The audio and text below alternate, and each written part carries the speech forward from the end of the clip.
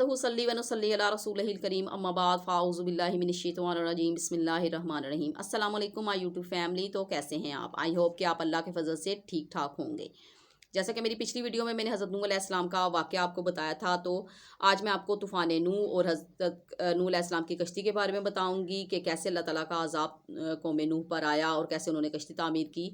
तो सबसे पहले मैं रिक्वेस्ट करूँगी कि आप लोग मेरे चैनल को सब्सक्राइब करें, वीडियोज़ का लाइक और शेयर करें, और क्योंकि नेकी की बात फैलाना सदका जारिया होता है, तो आप भी इस सदक़े में मेरे साथ शामिल हो जाएं। हज़रत नूह अलैहिस्सलाम की जो कौम है वो आपको बार बार कहती थी कि ऐ नूह, तू उस तूफ़ान को या उस अज़ाब को क्यों नहीं ले आता जिसके बारे में तो हमें बार बार डराता है, हम उसका इंतज़ार कर रहे हैं, तो हमें वो जो है वो तूफ़ान या वो अज़ाब हमें दिखा। तो हज़रत नूह अलैहिस्सलाम ने कहा कि जब अल्लाह ताला का वादा आ जाता है तो उसे कोई भी मौकूफ़ नहीं कर सकता। आपने कहा कि ऐ मेरी कौम, अगर तुम पर गिरां गुजरता है कि मैं तुम में रहता हूँ और तुम पर अल्लाह सुब्हाना व तआला की बातें सुना रहा हूँ, तुम इस बात से चिढ़ते हो, मुझे नुकसान पहुँचाने के दरपे हो, तो मुझे तुम्हारा कोई खौफ नहीं है। तुम लोग जो कर सकते हो कर गुजरो, मेरा जो बिगाड़ सकते हो बिगाड़ लो, मुझे इस बात का कोई खौफ नहीं है, क्योंकि मैं हक पर हूँ और हक का साथी जो है वो अल्लाह ताला होता है। मुझे इसकी बड़ाई मालूम है। नूह अलैहिस्सलाम ने वाज़ेह अल्फाज में अपनी कौम को जो है वो चैलेंज कर दिया, लेकिन उन लोगों पर फिर भी कोई असर ना हुआ। उन लोगों ने आपको मजनू और बेवकूफ़ नाउज़ुबिल्लाह कहना शुरू कर दिया कि ये तो ऐसे ही बातें करता रहता है। ये सिलसिला साल है साल ऐसे ही चलता रहे, लेकिन मज़ीद कोई भी जो है वो मुसलमान ना हुआ। आप मुसलसल दावत देते रहे, लेकिन वो दावत बेअसर ही रही।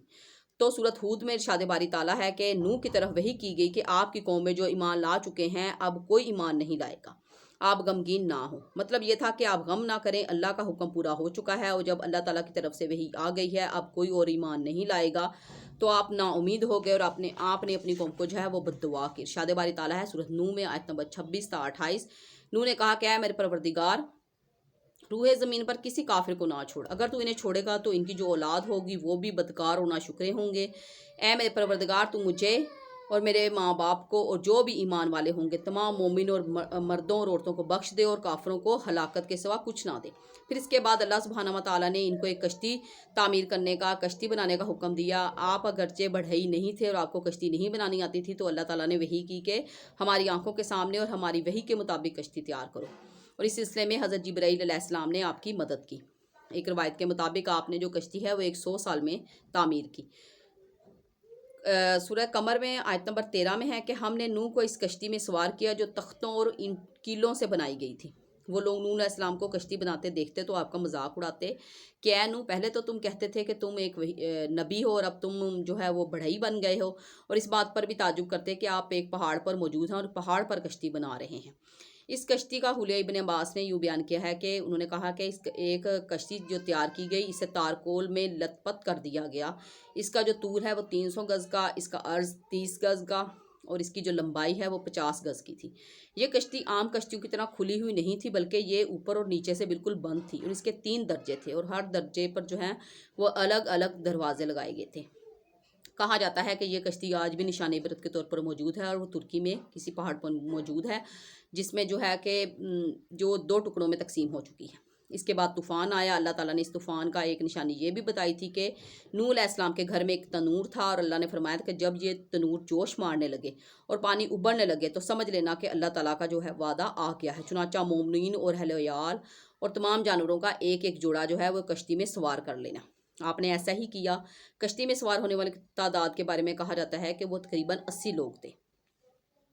तमाम लोगों को जब सवार कर लिया गया तो सूरह कमर में आयत नंबर 11-12 में इरशाद बारी ताला है कि हमने आसमान के दरवाज़ों को बारिश से खोल दिया और ज़मीन के चश्मे भी खोल दिए, और इस काम पर जो पानी मुकर्रर किया गया था जब वो खूब जमा हो गया, आसमान वाला से नाजिल होने वाला पानी और ज़मीन से निकलने वाला पानी, तो इसका अंदाज़ा तो अल्लाह ताला को ही है कि वो कितना था।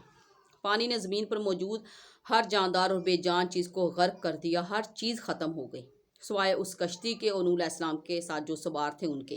अल्लाह सुब्हानहू व तआला फरमाते हैं कि जब पानी में तुग़यानी आ गई तो इस वक्त हमने तुम्हें कश्ती में चढ़ा दिया, इसको तुम्हारे लिए नसीहत और यादगार बना दिया, और ताकि याद रखने वाले कान इसे याद रखें। जब नूह अलैहिस्सलाम कश्ती में सवार हुए तो आपने अपने साथियों को हुक्म दिया कि तुम लोग ये दुआ पढ़ो कि अल्लाह ही के नाम से इस कश्ती का चलना और ठहरना है, यकीनन मेरे पालने वाला बड़े बख्शिश वाला और बड़े रहम वाला है। इब्ने अब्बास से रवायत है कि आप लोग 6 माह कश्ती में सवार रहे, और बाज़ रवायात में कहा जाता है कि आप 10 मुहर्रमुल हराम को जो है वो कश्ती से नीचे उतरे और मकाम मौजूदी के جگہ پر جو ہے وہ کشتی جو ہے وہ آ کر رکی اور زمین خشک ہو گئی تھی۔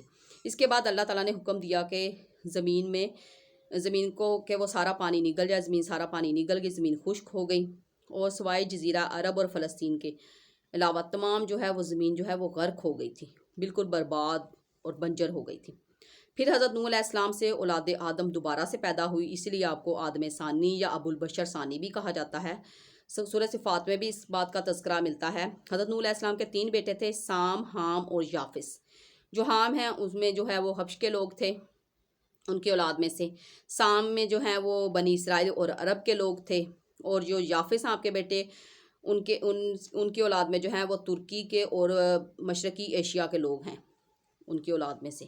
قرآن پاک میں آپ کو عبدن شکورن بھی کہا گیا ہے، اور آپ کو لبنان میں دفن کیا گیا جب آپ کی وفات ہو گئی۔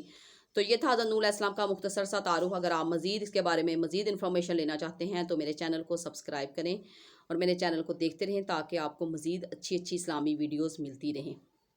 تو تب تک کے لیے اللہ حافظ، اس دعا کے ساتھ کہ اللہ تعالیٰ آپ کو آسانیاں نصیب فرمائے اور آسانیاں تقسیم کرنے کی توفیق عطا فرمائے، آمین یا رب العالمین۔